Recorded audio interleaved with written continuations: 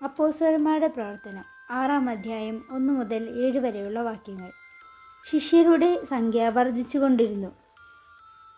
അക്കാലത്ത് പ്രതിദിനമുള്ള സഹായ വിതരണങ്ങളിൽ തങ്ങളുടെ വിധവകൾ അവഗണിക്കപ്പെടുമെന്ന് ഗ്രീക്കുകാർ ഹെബ്രായർക്കാർക്കെതിരെ പിറുപിറുത്തു. അതുകൊണ്ട് 12 പേർ ശിഷ്യരുടെ സമൂഹത്തെ ഒന്നിച്ചുകൂട്ടി പറഞ്ഞു, ഞങ്ങൾ ദൈവവചന ശുശ്രൂഷയിൽ ഉപേക്ഷ കാണിച്ച് ഭക്ഷണമേശകളിൽ ശുശ്രൂഷിക്കുന്നത് ശരിയല്ല.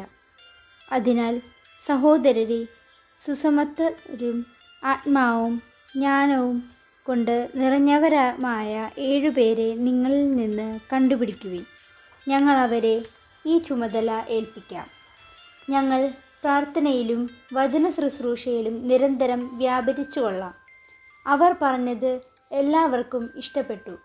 അവർ വിശ്വാസവും പരിശുദ്ധാത്മാവും നിറഞ്ഞ സ്തെഫാനോസ്, പീലിപ്പോസ്, പ്രൊക്കോറോസ്, നിക്കാനോർ, തീമോൻ, പർമേനാസ്, യഹൂദമതം സ്വീകരിച്ച അന്തിയോക്യക്കാരൻ നിക്കോളാവോസ് എന്നിവരെ തിരഞ്ഞെടുത്തു.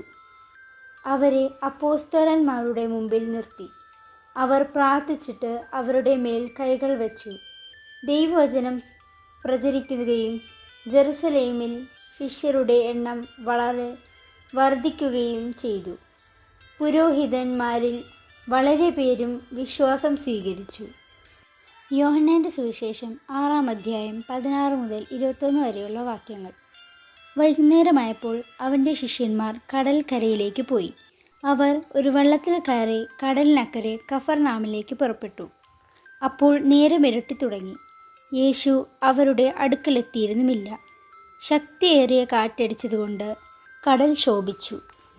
25-30 സ്താദിയോൻ ദൂരം തണ്ടു വലിച്ചു കഴിഞ്ഞപ്പോൾ യേശു കടലിനു മീതെ നടന്ന് വള്ളത്തെ സമീപിക്കുന്നത് കണ്ട് അവർ ഭയപ്പെട്ടു. അവൻ അവരോട് പറഞ്ഞു, ഞാനാണ്, ഭയപ്പെടേണ്ട. അവനെ വള്ളത്തിൽ കയറ്റാൻ അവർ ആഗ്രഹിച്ചു.